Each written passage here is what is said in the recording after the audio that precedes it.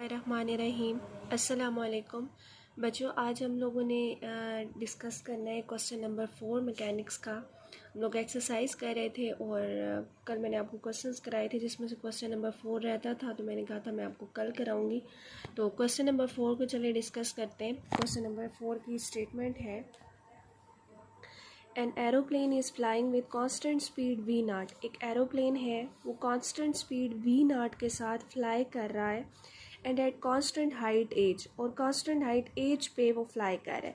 Show that if a gun is fired point blank at the aeroplane after it has directly passed over the gun when its angle of elevation as seen from the gun is alpha। अगर आपके पास एक gun को है वो fire किया जाता है सीधा एरोप्लेन का निशाना लेके, after it has pass directly over the gun, जब वो गन से पास करती है, when its angle of elevation as seen from the gun is alpha, जब उसका एंगल ऑफ एलिवेशन क्या है, अल्फ़ा है, the shell will hit the aeroplane, shell जो है वो एरोप्लेन को हिट करेगा। और हमारे पास ये कंडीशन सेटिस्फाई होनी चाहिए, मैथमेटिकली हमने ये प्रूव करनी है। Where V is the initial speed of the shot, shot की जो इनिशियल स्पीड है वो वी है, capital V. The path being assumed parabolic, जो पाथ वो फॉलो करें वो एक पैराबोला है। यहाँ पे ये कह रहा है कि हमारे पास एक एरोप्लेन है जो कांस्टेंट स्पीड वी नॉट के साथ मूव कर रहा है और कांस्टेंट हाइट पे जो है वो फ्लाई कर रहा है, ठीक है। एक गन है, उसको फायर किया जाता है और वहाँ पे जो शॉट है या जो हमारे पास शेल है जिसको फायर किया है, उसके लिए जो एंगल ऑफ एलिवेशन है वो हमारे पास अल्फ़ा है और उसकी जो स्पीड है वो वी है। तो ये चीज़ लेते हुए आप लोगों ने ये कंडीशन सेटिस्फाई करें, जितनी भी उसने गिवन इन्फॉर्मेशन दी है उसे यूटिलाइज़ करके आपने ये मैथमेटिकली इक्वेशन जो है वो ड्राइव करनी है, ठीक है। तो सबसे पहले हम अपनी फिगर बनाते हैं।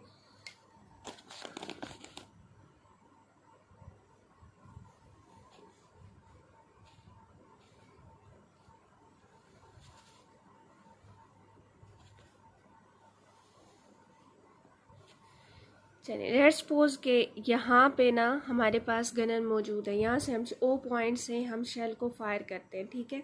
और लेट्स सपोज के इस टाइम पे जो प्लेन है वो ए पॉइंट पे मौजूद है, ठीक है।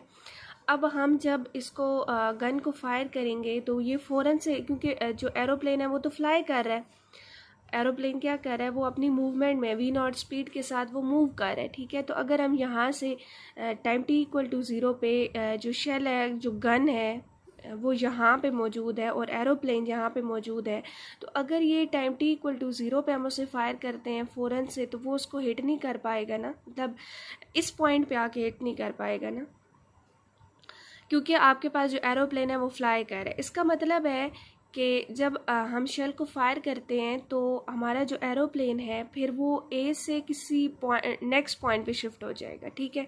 लेट्स सपोज के time T equal to zero पे तो प्लेन ए पॉइंट पे मौजूद है, फिर हम अपनी जो शेल है उसको फायर करते हैं और कुछ टाइम गुजरने के बाद जो हमारा प्लेन है वो बी पॉइंट पे पहुंचता है, और बी पॉइंट पे जो ही पहुंचता है तो हमारा जो शेल है वो इसको क्या कर जाता है, हिट कर जाता है, ठीक है। अब ये हमारे पास ए बी डिस्टेंस है। ए बी डिस्टेंस, अब जो हमारा एरोप्लेन है वो वी नॉट स्पीड के साथ क्या कर रहा है, फ्लाई कर रहा है, ठीक है। और कांस्टेंट हाइट पे, ये नहीं है कि ऊपर नीचे जा रहा है, कांस्टेंट हाइट पे मौजूद है। तो जितने हाइट पे वो ए पॉइंट पे था इतनी हाइट पे वो ए पॉइंट बी पॉइंट पे भी होगा, ठीक है। तो यहाँ पे भी हाइट क्या है, स्मॉल एच ही है। अब जो हमारी एरोप्लेन है वो भी तो डिस्टेंस कवर कर रहा है। डिस्टेंस का फार्मूला क्या आप लोगों ने पढ़ा हुआ है, S is equal to V T. अब इसकी जो स्पीड है वो वी नॉट है, तो यहाँ पे क्या हो जाएगा, वी नॉट टी हो जाएगा। अब यहाँ पे जो हमारे पास शेल है उसकी जो स्पीड है वो capital V according to statement, ठीक है। तो हम क्या सपोज कर लेते हैं, हम ले लेते हैं कि initially time T equal to zero पे जो प्लेन है वो पॉइंट ए पे मौजूद है, हाइट एज पर, ठीक है।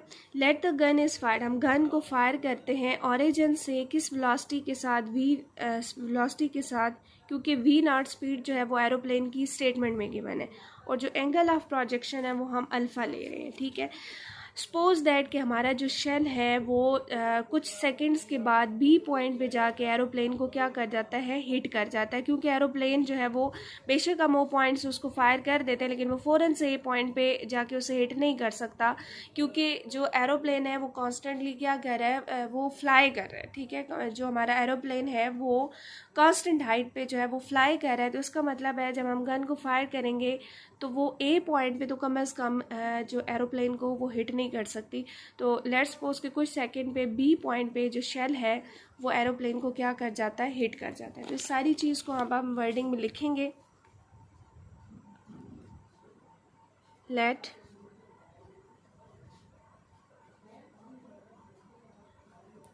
initially at time t equal to 0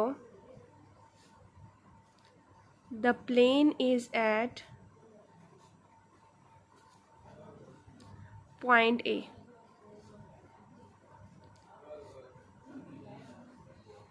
At a height h, let the gun is fired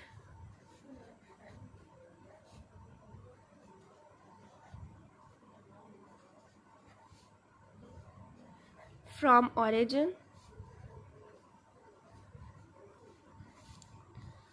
with velocity v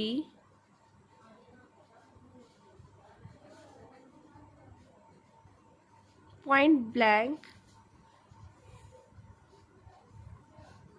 at the aeroplane.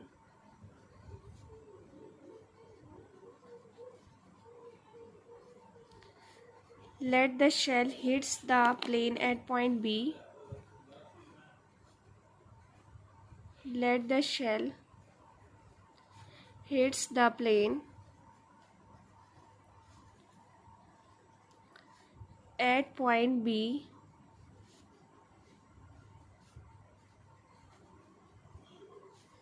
After T seconds. कुछ टाइम गुजरने के बाद, और वो टाइम कौन सा है, टी सेकेंड, शेल जो है वो एरोप्लेन को क्या करता है, हिट करता है। अब हमने जो ए बी डिस्टेंस निकाला है वो हमारे पास क्या आया, A B distance is equal to V naught T. अब हम इस बी के कोऑर्डिनेट्स निकालते हैं, क्योंकि अगर हम इस बी पॉइंट को देखें तो ये पाथ ऑफ पैराबोला पे लाई कर रहा है तो उसकी पैरामीट्रिक इक्वेशन को सेटिस्फाई करेगा, लेकिन हमें ये पॉइंट पहले पता होना ज़रूरी है। अगर इस बी को देखें तो ओरिजिन से ये वर्टिकल कितने डिस्टेंस पे मौजूद है, इस पॉइंट को एम का नाम दे दें, इस पॉइंट को एल का नाम दें।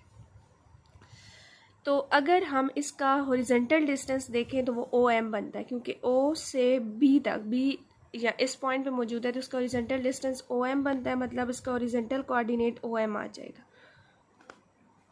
और इसका जो वर्टिकल डिस्टेंस बनता है ओरिजिन से वो बी एम बनता है, जो कि स्मॉल एज की इक्वल है, ठीक है।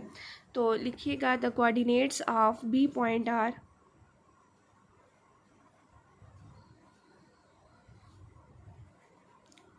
the coordinates of point B R क्या है, O M comma B M. अब जो बी एम है वो किसकी इक्वल है, वो स्मॉल एज की इक्वल है।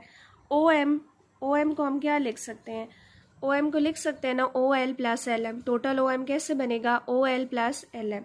तो इसको मैंने क्या लिख दिया, O L plus L M. अब जो एल एम है, एल एम और ए बी ये दोनों आपस में इक्वल हैं, तो इसको मैं लिख सकती हूँ ना वी नॉट टी। तो यहाँ से ही मेरे पास इक्वेशन नंबर 1 बन गई, क्योंकि अभी मैंने ओ एल निकालना है।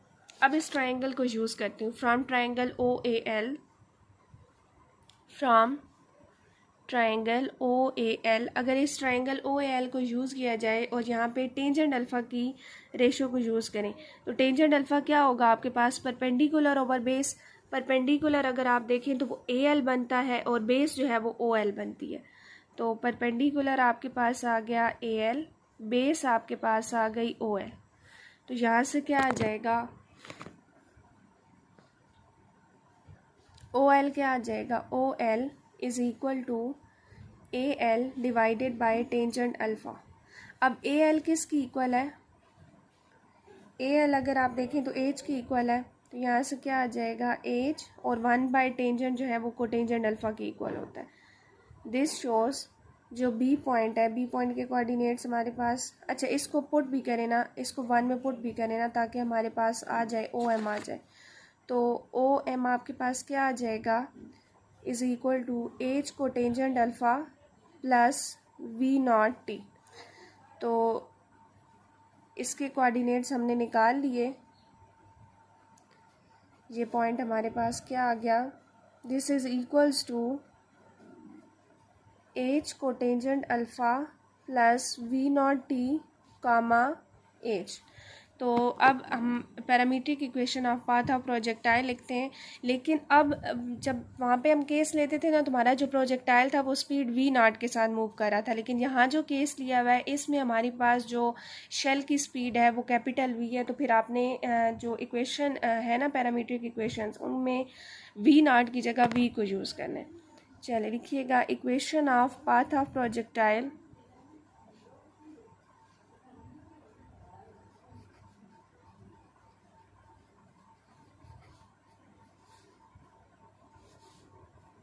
equations of path of projectile are x is equal to v cos alpha t, y is equal to v sin alpha t minus half gt square। चल अब आप मेंशन करें कि बी पॉइंट लाई करता है path of projectile पे, तो उसकी पैरामीट्रिक इक्वेशन को सेटिस्फाई करेगा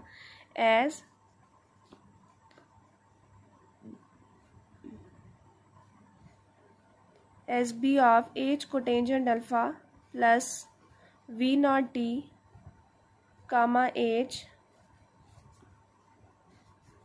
lies on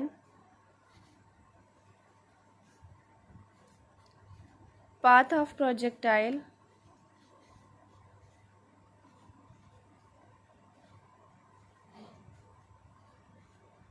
so it satisfy equation 2 and 3। Equation 2 और 3 को क्या करेगा, सेटिस्फाई करेगा। तो x की जगह हम क्या पुट कर देंगे, h cotangent alpha plus V naught T, और y की जगह क्या पुट कर देंगे h। चलें फिर वैल्यूज़ पुट करें, तो आपके पास जो इक्वेशन 2 है वो क्या बन जाएगी, h cotangent alpha plus V naught T is equal to v cos alpha T. यहाँ से H cotangent alpha is equal to V cos alpha T minus we naught T. H cotangent alpha is equal to V cos alpha minus we naught into T. यहाँ से T की value निकालें तो T क्या आ जाएगा, H cotangent alpha divided by V cos alpha minus we naught. इसको बोल दें इक्वेशन नंबर 4।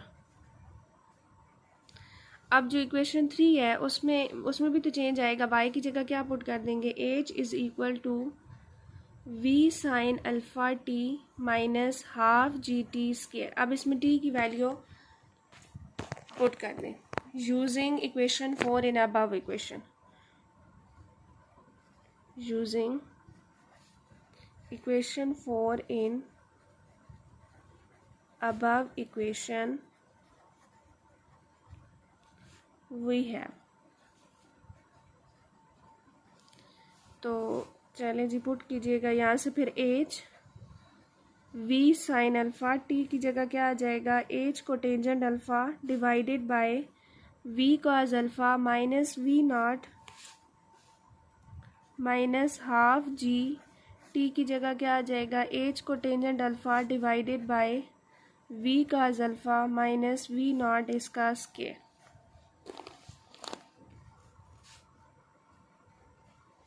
यहाँ से आ जाएगा h is equal to V sine alpha into h, इसको क्या लिख सकते हैं, cos alpha by sine alpha और divided by V cos alpha minus we naught minus half G H square cotangent square alpha divided by V cos alpha minus we naught उसका square.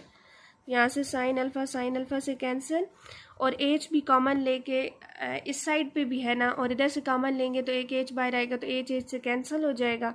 हमारे पास आ जाएगा 1 is equal to V cos alpha divided by V cos alpha minus we not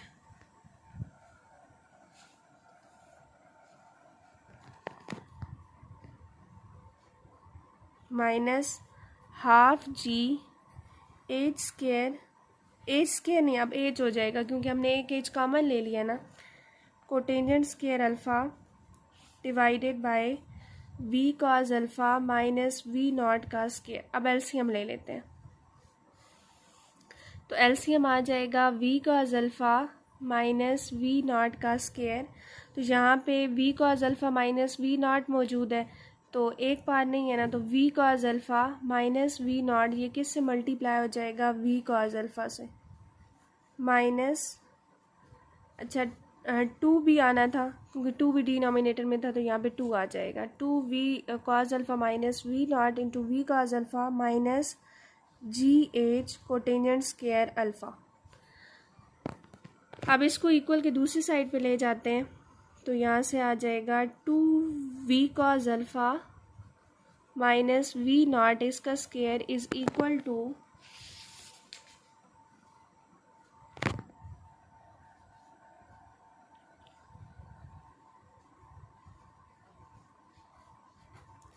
2 we cos alpha minus we naught into v cos alpha minus ji H cotangent square alpha. अब बल्कि ऐसा कहते हैं g H cotangent square alpha, इसको इधर लाते हैं और बाकी सारी चीज़ को उधर ले जाते हैं।